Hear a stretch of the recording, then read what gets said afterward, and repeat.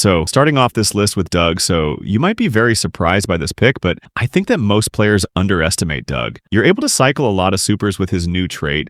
What the trait does is it lets Doug charge up his super whenever he heals a teammates. So not only do you get the value of healing up your team, but you also get the value of getting a super that can literally prevent you and your teammates from dying entirely. In Hot Zone, for example, you can just sit behind your teammates and spam your main attack, and your teammates will never die simply because the opponents won't have enough DPS to keep up with the insane amounts of healing you're giving to your teammates. I think his new star power is so good because not only does he get 10k HP when he revives Brawler, but he also gets his super instantly. Doug also deals quite a lot of damage, so he's not an easy kill for assassins.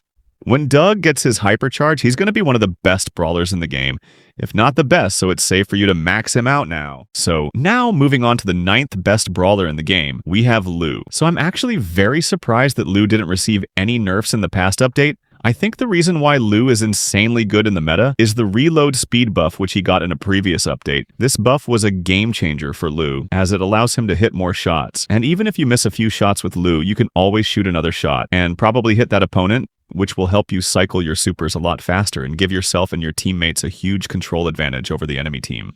Lu has always been one of the best counters to aggressive brawlers like tanks or assassins, and this kind of brawlers has been pretty relevant in the meta for quite some time now. He's good everywhere you can play him, in Brawl Ball, Gem Grab, Hot Zone, etc. His hypercharge is also one of the reasons why he's so good. This hypercharge is just so broken, and it allows Lu to team wipe the enemy team with ease. You don't even have to aim your super. You can just auto-aim it and instantly freeze the opponents and get a lot of free kills. So now moving on the 8th best brawler in the game, we still have Lily. So Lily is such a strong brawler in the game, thanks to her hypercharge. This hypercharge allows you to literally auto-aim your super and always land it onto an opponent. And on that 1v1 interaction, Lily is 99% more likely to win. The opponents can't except where Lily is on the map, because she can always use her gadgets to move from a bush to another, or to just climb up the map and land onto a squishy brawler which she can kill with ease. All these cool strategies with Lily put the opponents under a lot of pressure throughout the entire match, which probably causes them to lose. Lily is also a very good damage dealer. I've been seeing her being picked in Heist for the insane amount of damage she can deal to the Heist safe in such a short time. She's, of course, a good counter to any type of squishy brawlers. She's basically good everywhere. You can pick her in Brawl Ball, Gem Grab, Heist, Hot Zone, and even some bounty maps. She's not expected to get nerfed, so you can max her out pretty comfortably. So at number 7, the 7th best brawler in the game, I went with Kenji. So after the hypercharge nerf that Kenji got, a lot of the players thought that it has killed Kenji and that Kenji is now terrible. But this is not correct because Kenji is still one of the best brawlers in the game. It takes a little bit longer to get that hypercharge, but it's still a free team wipe. You can still win games just by using it. There's no counterplay to Kenji's hypercharge. There's literally nothing you can do when a Kenji uses his hypercharge super on you and your teammates. Even if you miss the hypercharge super itself, you still pull the opponents towards you a little bit, and you still spawn onto them so you can deal a lot of damage to them and take them down instantly.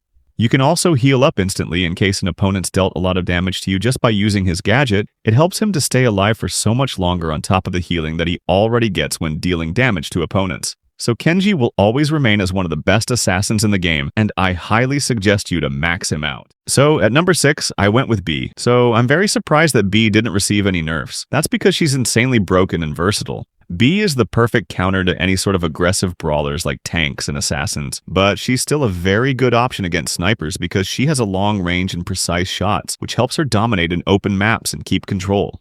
You can play Bee in pretty much all the game modes, and she's good in Brawl Ball, Bounty, Knockout, Gem Grab, and even Hot Zone, thanks to her range and pressure. Even after they nerfed her gadget cooldown duration, you're still able to spam out a lot of gadgets in the match, which can get you tons of value consistently. This gadget basically gives you free control on the match for you and your teammates, especially when holding choke points or defending goals. Her hypercharge is also one of the reasons why Bee is so good, as it allows Bee to have a guaranteed slow onto the opponents, which helps her a lot with team wiping, shutting down pushes, or just any 1v1 interaction you face in competitive matches. So now moving on to the top 5 brawlers, I went with Gus. So Gus received a nerf, but he's still one of the best brawlers in the game. This is because his hypercharge charge rate was only nerfed by a couple of shots, And this is obviously not going to hurt Gus at all, because Gus is one of the easiest brawlers to hit shots with. His main attack is just too wide and fast that sometimes auto-aim is enough to hit an opponent without missing, especially in close or mid-range fights.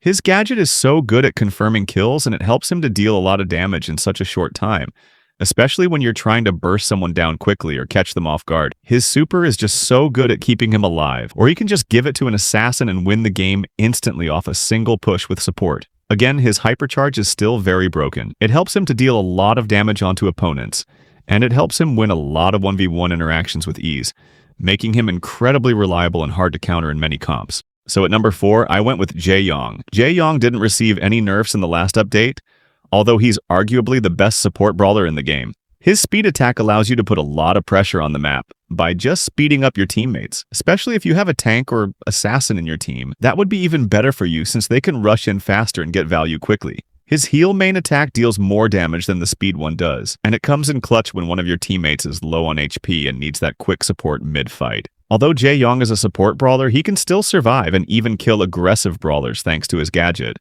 which gives him a pretty big damage buff and turns him into more of a threat. When you activate his gadget, you lose the passive abilities like the speed or the healing temporarily until the gadget duration runs out.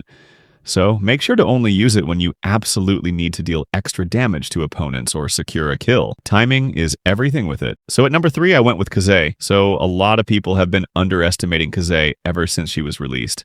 I think if you're not a very good player, you might struggle a little bit to get kills and just deal damage to opponents. But if you're a skilled player, then Kazay could be considered the best brawler in the game for you. She has 2 forms of brawlers. She has a lot of mobility on her first form, while on her second form, she gets a decent range and she deals insane amounts of damage. What I mostly like to do with Kazay is to use her first form super, and then click on my gadget to transform into the form which has a lot of range and burst down my opponents with quick follow-ups. What I said might seem a little overwhelming for the majority of players because Kazay was designed to be a little more complex than other brawlers, and she actually rewards players for skill, timing, and good decision-making. If you find her to be too overwhelming for you, then there's no need to force playing her in every match. Just pick her when you're feeling confident and warmed up.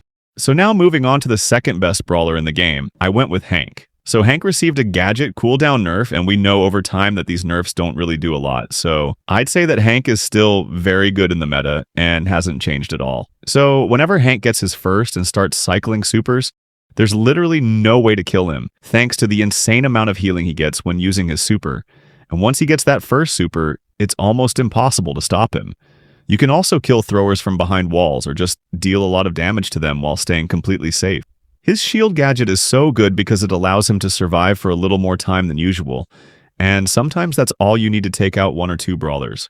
His hypercharge isn't that good, and I don't suggest buying it. It doesn't really bring anything new to the table, and you'll barely notice the difference when using it. So at number 1, and by far the best brawler in Brawl Stars, we have Finks. I honestly don't know how Finks didn't get nerfed, because he's without a doubt the strongest brawler in the game right now. He fits into almost every matchup you can think of, and his super gives him and his teammates a ridiculous amount of control. It basically makes the enemy team unable to land any shots at all during a push. His gadget is also insane, allowing him to move up the map, waste all 3 ammo, then instantly teleport back and recover all of it. That alone makes him super hard to punish. On top of that, he deals a lot of damage in a very short amount of time, which makes him a direct counter to aggressive brawlers like tanks or assassins. He's playable in every mode: Brawl Ball, Knockout, Gem Grab, Hot Zone, you name it.